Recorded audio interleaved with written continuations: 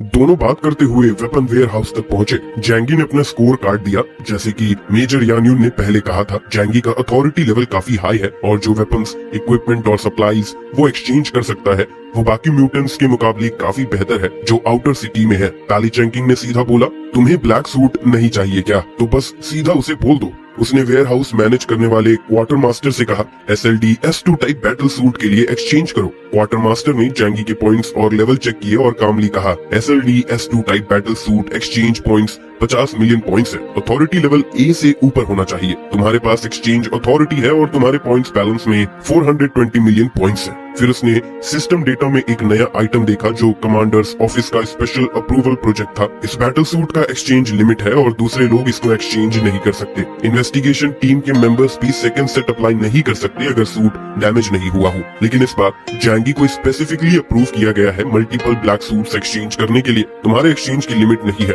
कितने सेस चाहिए तुम्हें एक्सचेंज में? जैंगी ने इस बारे में सोचा और फिर कंपाउंड नंबर 5 के बारे में पूछा। कंपाउंड नंबर 5, क्या मेरे पास इसके लिए अथॉरिटी है? क्वार्टर मास्टर ने अपना सर हिलाकर जवाब दिया, कंपाउंड नंबर 5 के लिए required exchange authority level A है और एक्सचेंज पॉइंट्स 100 मिलियन पॉइंट्स है। तुम्हारे पास एक्सचेंज कंडीशंस पूरी होती है, क्या तुम इसे एक्सचेंज करना चाहोगे? जैंगी ने एक गहरी सांस ली। ये चीज ब्लैक सूट से भी ज्यादा महंगी थी। पैली चैंकिंग ने हंसकर कहा, मैंने बोला था ना, ये लाइफ सेविंग चीज सबके बस की बात नहीं है। मैं खुद सिर्फ एक कॉपी रखता हूँ, लेकिन एक बार यूज करने के बाद यूजुअली फिर से यूज करना मुश्किल हो जाता है। पैली चैंकिंग हंस रहे थे, लेकिन जैंगी को हमेशा लगता था कि उसकी मुस्कान थोड़ी कड़वी थी। कम से कम उसके लिए ये इस बात को दिखाता था कि कंपाउंड नंबर 5 के साइड इफेक्ट्स कितने सीरियस हैं। लेकिन जैंगी ने फिर भी एक एक्सचेंज करने का फैसला किया, चाहे साइड इफेक्ट्स कितने भी बड़े हों। ऐसे क्रिटिकल वक्त पे जान बचाना काफी जरूरी होता है। अब जब कंपाउंड नंबर 5 एक्सचेंज हो चुका था, जैंगी को दूसरे कंपाउंड्स में भी काफी इंटरेस्ट आ गया। उसने कंपाउंड मास्टर से बाकी कंपाउंड्स के फंक्शंस और प्राइसेस के बारे में पूछा। क्वार्टर मास्टर ने बहुत पेशेंस के साथ एक एक करके सब कंपाउंड्स को जैंगी को समझाया। कंपाउंड नंबर 1, इसका इफेक्ट है सुपर पावर्स को अवेकन करने में मदद करना, अवेकनिंग की प्रोबेबिलिटी को इंक्रीज करना और सक्सेस रेट को 20% तक बढ़ाना। एक्सचेंज पॉइंट्स 150 मिलियन पॉइंट्स है। कंपाउंड नंबर 2, इसका इफेक्ट है म्यूटेंट्स की एबिलिटी को स्ट्रेंथन करना और उन्हें कुछ हद तक इवॉल्व करने में मदद देना, लेकिन ये उनके खुद के क्वालिफिकेशन पे डिपेंड करता है और इफेक्ट अनप्रेडिक्टेबल है। एक्सचेंज पॉइंट्स है 120 मिलियन पॉइंट्स। कंपाउंड नंबर 4, ये एक मिलिट्री स्टिमुलेंट है जो म्यूटेंट्स की स्ट्रेंथ को 20% तक बढ़ा सकता है 12 घंटे के लिए। साइड इफेक्ट्स काफी सिग्निफिकेंट है, जैसे डिजीनेस, वॉमिटिंग और डिहाइड्रेशन। एक्सचेंज पॉइंट्स हैं सिर्फ 20 मिलियन पॉइंट्स। क्वार्टर मास्टर ने बाकी कंपाउंड्स भी जैंगी को इंट्रोड्यूस किए। जैंगी ने ध्यान से देखा कि कंपाउंड नंबर 3 लिस्ट में नहीं था, तो उसने पूछा, फिर कंपाउंड नंबर 3 क्या है? क्वार्टर मास्टर ने शांति से जवाब दिया, कंपाउंड नंबर 3 एक्सचेंज लिस्ट में नहीं है। ये तो काफी मिस्टीरियस लग रहा है, जैंगी ने कहा। फिर पैली चैंकिंग ने समझाया, ये ड्रग्स साइंटिफिक रिसर्च डिपार्टमेंट के द्वारा डेवलप किए जाते हैं। कुछ मेडिसिन का स्पेशल इफेक्ट होता है और वो पब्लिक के लिए ओपन नहीं होती। मैं खुद उनके इफेक्ट्स भी नहीं जानता और उनकी एग्जिस्टेंस के बारे में भी मुझे कुछ नहीं पता, लेकिन ये चीजें बहुत महंगी है। जैंगी बेचैन होकर सोचने लगा और फिर पूछा, तो क्या तुम मेरी मदद करोगे और मुझे एक्सचेंज करके दोगे? मैं बाद में तुम्हें पॉइंट्स ट्रांसफर कर दूंगा। पैली चैंकिंग ने थोड़ा ऑकवर्डली मुस्कुराते हुए कहा, ऐसे स्पेशल आइटम्स का एक्सचेंज रजिस्टर होता है और ऐसे ट्रिक्स चलना ज्यादा रैशनल नहीं है। जैंगी ने अपने हाथ फैला के हेल्पलेसली कहा, फिर कुछ देर रुककर डिसाइड किया कि वो ब्लैक बैटल सूट को अभी एक्सचेंज नहीं करेगा। कोई बात नहीं, जब हम मिशन पे जाएंगे तो चू जंग मुझे एक बैटल सूट जरूर देगा। उसने सोचा, वो चाह रहा था कि पहले ये ड्रग्स एक्सचेंज करे और फिर उन्हें लू कैरन और जो कीर को रिसर्च के लिए दे दे। हेवनली सी सिटी यहाँ से दूर नहीं है, वैसे भी वापस जाने में आधा दिन से कम टाइम लगता है। लेकिन जब जैंगी वापस जाने की सोच रहा था तो पैली चैंकिंग ने उसे रोका। वो मिस्टीरियसली मुस्कुराते हुए बोला, मुझे लगता है तुम्हें पहले सामसारा स्क्वाड के लोगों से मिलना चाहिए। मुझे यकीन है तुम्हें बिल्कुल भी डिसअपॉइंट नहीं होगा। जैंगी ने अपने आईब्रोज उठाए और थोड़े प्लेफुल मुस्कान के साथ बोला, मैं डॉग लिकिंग स्क्वाड का कैप्टन नहीं हूँ और अगर मुझे सामसारा स्क्वाड के साथ कोऑपरेट करना है तो मुझे आगे आने की जरूरत नहीं है। भाई पैली, ये कैप्टन की पोजीशन तो तुम्हें ही संभालनी पड़ेगी। जैंगी ने पैली चैंकिंग के कंधे पे मुस्कुराते हुए थपकी दी। पैली चैंकिंग थोड़ा कठोर मुस्कुराया और बोला, तुम्हें लगता है मुझे ये नहीं चाहिए, लेकिन अगर तुम केपेबल नहीं हो तो रिस्पॉन्सिबिलिटी लेने का मतलब होता है अपने आप को शिकायत के लिए डालना। मैं अपनी शुरुआती ग्रीड पे थोड़ा रिग्रेट भी कर रहा हूँ। उसने अपने सर हिलाते हुए कहा, तुम्हारे अलावा कोई भी तेंगू स्क्वाड का कैप्टन बनने के लिए सूटेबल नहीं है। जैंगी ने थोड़ा सरप्राइज्ड होकर बोला, तो तुम चाहते हो कि मैं सामसारा स्क्वाड के लोगों से मिलूं? बस इतना ही नहीं, पैली चैंकिंग की मुस्कान और भी ज्यादा बढ़ गई। मेन रीजन ये भी है कि सामसारा स्क्वाड का कैप्टन मेरा दोस्त है और मैं चाहता हूँ कि तुम दोनों मिलो। दोस्त? जैंगी ने अपने होठों को थोड़ा घुमाते हुए कहा, अच्छा तो अगर ऐसा है तो मिलने में कोई बुराई नहीं है। बैली चेंकिंग ने कहा, ठीक है मेरे साथ चलो। वो आज वापस आ रहे हैं। बैली चेंकिंग की कार पार्किंग में खड़ी थी और दोनों वहां से कार लेने के लिए निकल पड़े। लेकिन जब वो इंटरसेक्शन के पास गुजर रहे थे तो उन्होंने देखा कि रास्ते पर काफी कार्स तेज तेज गुजर रही थी। जैंगी की सुनने की सेंस अच्छी थी और वो धीरे धीरे उनकी बातें सुन पाया। सारा स्क्वाड वापस जीत कर आ गया है। वो सच में आम लोगों के लिए गर्व का रीजन है और उन्होंने अपना मिशन फिर से ब्रिलियंट तरीके से कंप्लीट किया है। और देखो उसके कंपैरिजन में गॉड स्क्वाड का क्या हाल है। कौन कहता है कि सिर्फ अमीर परिवार के बच्चे ही बड़े काम कर सकते हैं। हम जैसे आम परिवार के बच्चे उनसे कम नहीं है।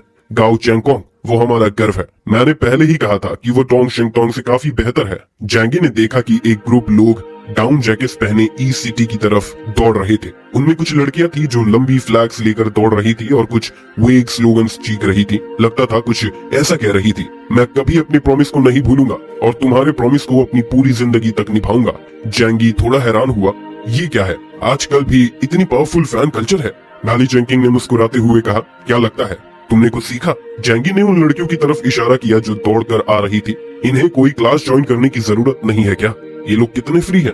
बैली चेंकिंग ने समझाया, जो लड़कियां सामसारा टीम को ग्रीट करने के लिए दौड़ कर आई हैं, उनके पेरेंट्स या तो हाई एंड जॉब्स करते हैं और उनके पास इतने पॉइंट्स होते हैं कि अपने बच्चों को सपोर्ट कर सके, या फिर बैली चेंकिंग ने थोड़ा सोचकर अपने कंधे हिला दिए, वो बस आम लोग हैं लेकिन ये अपनी जान लगा के स्टार्स का पीछा करते हैं। ये काफी एडवेंचरस है। अगर काम छोड़कर पॉइंट्स नहीं कमा पाए तो बस सड़क पर सो जाना पड़ता है और खाना, गर्म पानी और इलेक्ट्रिसिटी भी नहीं मिलती। जैंगी उनके पीछे देखता हुआ सोचता है, वो स्लोगन्स जो बोल रहे थे, गाओ चेंगकोंग, क्या ये गाओ चेंगकोंग है? बैली चेंकिंग ने हाँ में सर हिलाया, वही गाओ चेंगकोंग। ये नाम तो हाक्शाओ कंट्री में हर किसी को पता है। वो सिर्फ एक टॉप फैन नहीं, एक बहुत ही आउटस्टैंडिंग बास्केटबॉल प्लेयर है। पहले उसने डोमेस्टिक सीन को डोमिनेट किया, फिर एनबीए में गया और जीचैंग रेड सन्स के लिए स्मॉल फॉरवर्ड के रूप में 12 साल खेला।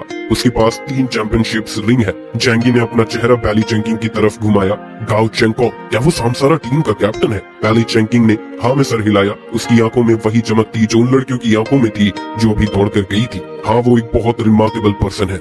जैंगी को बास्केटबॉल का उतना शौक नहीं था, लेकिन गाओ चेंगकोंग का नाम उसको भी पता था। जितने लोग बास्केटबॉल खेलते हैं उतना ही उनको गाओ चेंगकोंग के बारे में पता होता है। जैंगी बीच में थोड़ा शाय करते हुए बोला, ये तो लाइफ का कंप्लीट विनर लगता है, चाहे दुनिया के एंड के पहले हो या बाद में। कितना आउटस्टैंडिंग और डैज़लिंग है। कार सिटी गेट तक पहुंची और जैंगी ने फाइनली सामसारा टीम के ट्रेस देखे। 2 स्नोमोबाइल के डोर्स खुले और कुछ टीम मेंबर्स कार के दरवाजों पे खड़े होकर चीयरिंग और वीविंग कर रहे थे। ब्लिज़र्ड सिटी का एक स्टाफ मेंबर एक बड़ा रेड बैनर उठाए था जो ब्लिज़र्ड सिटी की 30 मीटर ऊंची वॉल से लटका हुआ था। सामसारा टीम को बेटिंग लेक के एक्सपेंडिशन पर जीत के वापस आने पर गरम शुभकामनाएं। रास्ते के दोनों साइड्स पर अनेक फैक्शनल फैंस अपने खुशी और इंकरेजमेंट के साथ उनका नाम चीख रहे थे। सबसे ज्यादा नाम जो चीखा जा रहा था वो गाओ चेंगकोंग का था। थोड़ी देर बाद जैंगी ने कुछ फेमिलियर फिगर्स देखे, जैसे ऑपरेशंस मिनिस्टर तू युनले और उनके आसपास कुछ सीनियर ऑफिशियल्स। जब ये लोग आए तब गाओ चेंगकोंग ने फाइनली कार से बाहर निकला। वो काफी लंबा था और ऑफिशियल डेटा के हिसाब से उसकी हाइट 1.96 मीटर्स थी। तू युनले ने ब्लिज़र्ड सिटी की तरफ से गाओ चेंगकोंग को एनकरेज किया और फिर चला गया। स्टेज को गाओ चेंगकोंग और सामसारा टीम के हवाले छोड़ दिया, लेकिन गाओ चेंग की नजर बैली चेंकिंग पर गई। गाओ चेंगकोंग मुस्कुराया और अपना हाथ उठाकर बैली चेंकिंग को बुलाया। बैली चेंकिंग मुस्कुराते हुए जैंगी से बोला, चलो उनसे मिलते हैं। ऑडियंस के आसपास लोग जैंगी को सरप्राइज से देखने लगे। ये आदमी कौन है? मैंने इसे पहले कभी नहीं देखा। अनजान चेहरा जो उसके साथ था वो शायद ब्लैक रोब टीम के बैली चेंकिंग है। ब्लैक रोब टीम अब आधी वेस्टेड है, लेकिन जो सामसारा टीम है अब भी रियश्योरिंग है। कौन कहता है कि आम लोगों के बच्चे नोबल से अच्छे नहीं होते? शहर के कुछ लोग गाओ चेंगकोंग को, जो भीड़ में एक सनी और फ्रेंडली फेस था, देखकर अपने दिल से प्राउड फील कर रहे थे। वो बैली चेंकिंग से आधा कदम पीछे चल रहा था और ज्यादा आई कैचिंग नहीं बनना चाहता था, लेकिन गाओ चेंगकोंग की नजर अब भी उस पर भटक रही थी। कुछ लोगों की आइडेंटिटीज छुपी नहीं रहती। जब आप वहाँ आते हैं तो आई कैचिंग होना काफी होता है। बैली चेंकिंग आगे आया और गाओ चेंगकोंग को बियर हग दिया। कांग्रेचुलेशन गाओ, क्या तुम्हें बेटिंग लेक के ट्रिप में कोई प्रॉब्लम्स का सामना करना पड़ा? गाओ चेंगकोंग मुस्कुराते हुए बोला, फॉर्चुनेटली जो क्रिएचर्स हमने इस बार एनकाउंटर किया वो बहुत पावरफुल है, लेकिन उसमें ज्यादा दिमाग नहीं है। उसके बहुत सारे सबऑर्डिनेट्स थे, इसलिए हमें काफी टाइम लगा। उसने जैंगी को देखा। ये कौन है? बैली चेंकिंग ने जल्दी से जैंगी का परिचय कराया। इसका नाम जैंगी है। ये हेवनली सी सिटी का एक म्यूटेंट है। इसके बारे में एक लंबी कहानी है जो हम बाद में आराम से बात करेंगे। बैली चेंकिंग का परिचय बहुत सिंपल था, लेकिन गाओ चेंगकोंग की आंखों में कोई अवमान का असर नहीं था। जो व्यक्ति बैली चेंकिंग को यहाँ ड्राइव करने पर मजबूर कर सकता है वो कम से कम उसके बराबर का जरूर होगा। ये एक मास्टर है। गाओ चेंगकोंग ने अपने दिल में ये फैसला किया। उसने पहले कदम उठाया और अपना दायां हाथ जैंगी की तरफ बढ़ाया। हेलो जैंगी, मैं गाओ चेंगकोंग हूँ, सांसारा स्क्वाड का कैप्टन। जैंगी ने उसके दाहिने हाथ को देखा जो एक काला लेदर ग्लव पहने हुए था। जैंगी भी ग्लव्स पहने हुए था, इसीलिए उसने हाथ मिलाया। कैप्टन गाओ, मैं आपके बारे में बहुत पहले से सुन रहा हूँ। गाओ चेंगकोंग को देखते हुए जैंगी ने सांसारा टीम के सभी मेंबर्स को भी ऑब्जर्व किया। सांसारा के टोटल 9 मेंबर्स हैं, लेकिन सबसे नोटवर्दी 2 लोग गाओ चेंगकोंग के पास खड़े हैं। उसके लेफ्ट साइड में एक लंबे और जेंटल वुमन थी जिसके घने काले बाल उसके हिप्स तक गिरते थे। ऐसे लंबे काले बाल बहुत रेयर होते हैं जो लोगों को इजीली ऑब्सेस्ड कर सकते हैं। दूसरी तरफ एक हैंडसम मैन था जिसका मिडिल पार्टेड हेयर स्टाइल था। उसका चेहरा 3 पॉइंट्स का वाइल्डनेस, 3 पॉइंट्स का कोल्डनेस, 3 पॉइंट्स का अनरूलीनेस और 1 पॉइंट का कंटेम्प्ट दिखाता था। गाओ चेंगकोंग ने भीड़ की तरफ मुड़कर जोर से चिल्लाया, थैंक यू सभी को, हम सेफली वापस आ गए हैं। आपके कंसर्न्स के लिए शुक्रिया। भीड़ में से किसी ने जोर से चिल्लाया, ब्रदर जाओ और जियाओ नियॉन को मार दो। जैसे ही ये टॉपिक आया, ये तुरंत ही ऑडियंस की इमोशंस को इग्नाइट कर गया।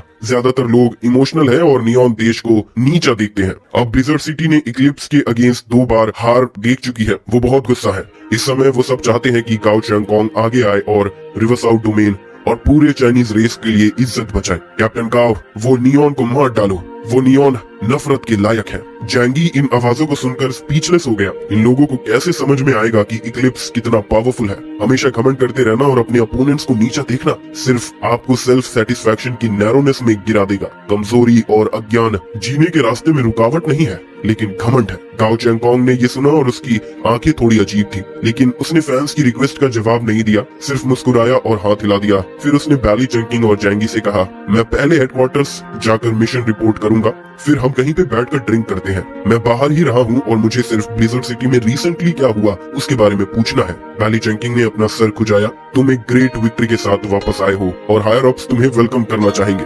गाओ चेंगकोंग ने अपने सर हिला दिया। मैंने हेडक्वार्टर से वापस आने का रिफ्यूज कर दिया जब मुझे कुछ इक्लिप्स मून के बारे में सुनने को मिला। अभी ज्यादा एंथुसियास्टिक होना ठीक नहीं है, जो आसानी से मिसअंडरस्टैंडिंग पैदा कर सकता है। गॉड स्क्वाड को भारी कैजुअलिटीज उठानी पड़ी है।